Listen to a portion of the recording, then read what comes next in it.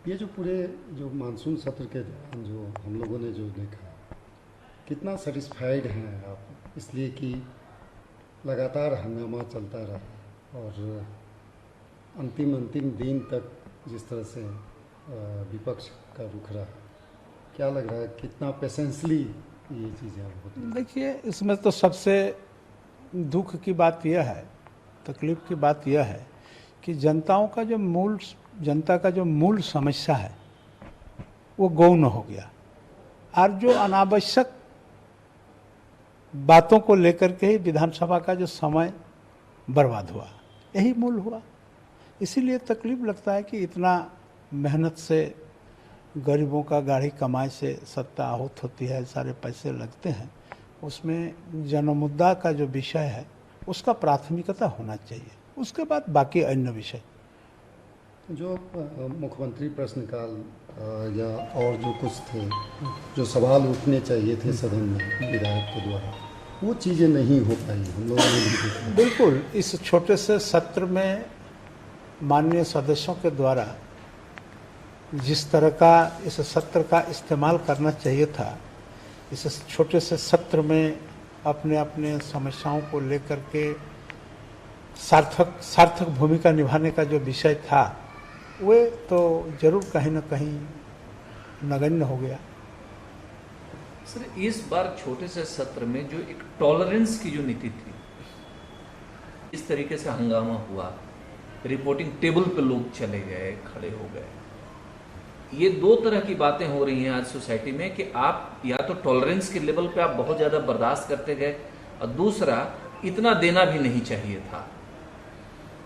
मैं आपको बता दूं, देखिए, विधानसभा में आसन जो होता है, अध्यक्ष का जो भूमिका होता है, पूरे सदन के पूरे माननीय सदस्यों के कस्टोडियन होते हैं अध्यक्ष, आसन। और मैं समझता हूं कि इसी क्रम में कोई माननीय सदस्य संसदीय मर्यादा के इतर अगर कुछ व्यवहार करता है तो मैं उसको उस दृष्टि से नहीं देखता हूं। कभी कभी ऐसा होता है कि कभी कभी माननीय सदस्यों को जनता का जो सवाल है या उनके मन का जो भावना है, ये इतना प्रबल रूप से उनके दिमाग में इस बात को आता है, और जितना प्रबलता के साथ उनके दिमाग में आता है उतने प्रबलता के साथ रखने का प्रयास करता है, और प्रयास करने के क्रम में संसदीय मर्यादा को कभी कभी भूल आ जाते हैं। तो हम लोग इसको थोड़ा सा बर्दाश्त कर लेते हैं कि चलो, कोई बात अगर उस तरह का उनके दिमाग में हो और रखना चाहता है, इसमें थोड़ा सा अगर उल्लंघन भी हुआ तो इसको अपना सोच करके उसको मान लेते हैं।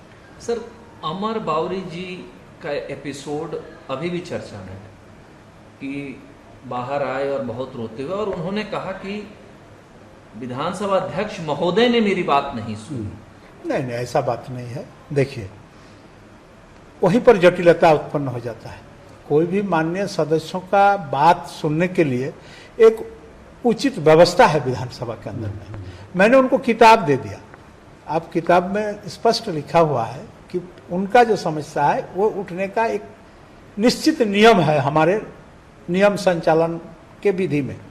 तो हम कैसे उनको दूसरे जगह में उनको उठा दें? उन किसी भी माननीय सदस्यों का बातों का जो परिपाटी बना हुआ है, उस क्रम को कैसे व्यतिक्रम में हम बदल दें?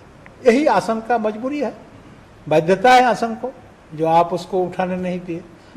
उसको उन्होंने डाइवर्ट किया, जो एक दलित विधायक। नहीं, तो उनका विषय है, इस पर मैं नहीं जा रहा हूँ, उस पर मैं नहीं जा रहा हूँ। उनका अब उसको लोग कैसे कैसे किस किस रूप में भावनात्मक रूप से लोगों को कैश करता है, कैसे कैसे राजनीति के तौर तरीका होता है, कोई धर्म को अपनाते हैं, कोई और चीज को अपनाते हैं। यार, एक सर सवाल ये, फैसला हो और आदेश के बाद चिट्ठी, लेकिन सदन सर्वोपरि है, और कोई विषय निर्णय लेने में अगर कहीं आसन को दिक्कत होता है तो सदन का ही सहारा लिया जाता है।